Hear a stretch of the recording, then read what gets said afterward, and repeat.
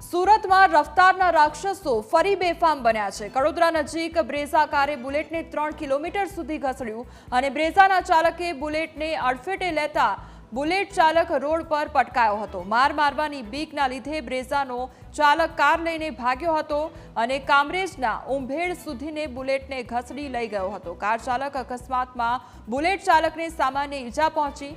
સમગ્ર ઘટનાનો video social મીડિયામાં વાયરલ થઈ રહ્યો છે। કાર ચાલક દ્વારા કેટલાય કિલોમીટર સુધી બુલેટને ઢસડવામાં આવ્યું હતું અને તે અંગેના દ્રશ્યો સામે આવ્યા છે।